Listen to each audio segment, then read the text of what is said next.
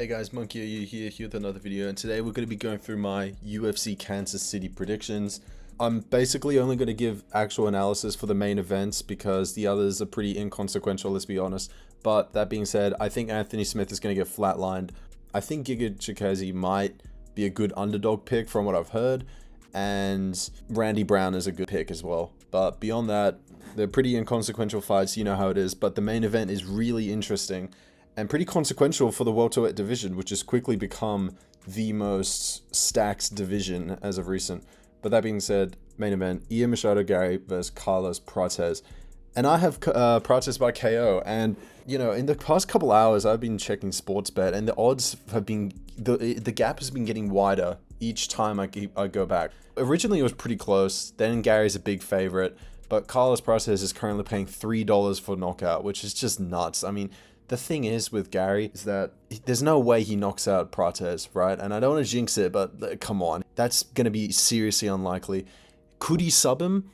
Maybe. But I think the thing is that we all understand that Prates is the striker and Gary is the more MMA orientated guy, right? That he can strike, but he can change things up by going for takedowns and wrestling and clinching and whatever.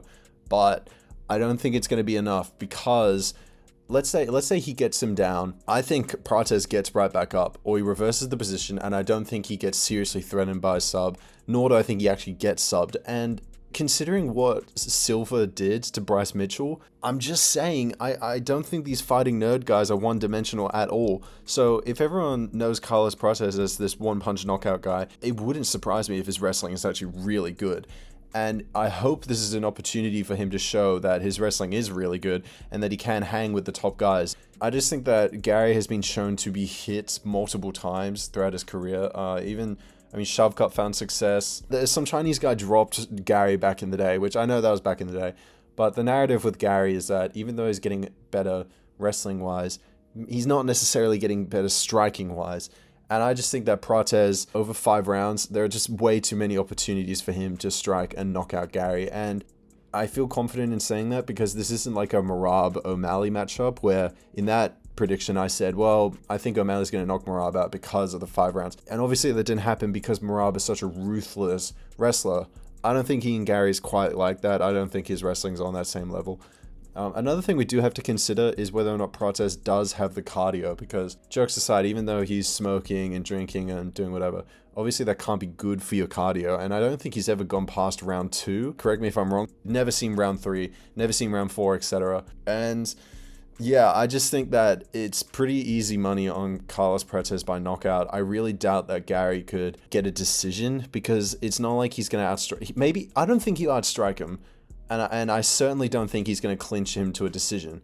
So I just think it sucks. I mean, respect for Gary, but Carlos is getting this one done. And I think it could be a knockout early. It could be a knockout late. I think Gary's real chance here is hoping that Prates gasses himself out or that his wrestling is that shit. But all things considered, we were saying the exact same thing with Bryce Mitchell around 2 weeks ago, and look what happened. And Prates trains with these guys. I seriously doubt he's gonna have any problems resisting, or even if he does get taken down, I reckon he'll get back up. And over 5 rounds, there are just way too many opportunities.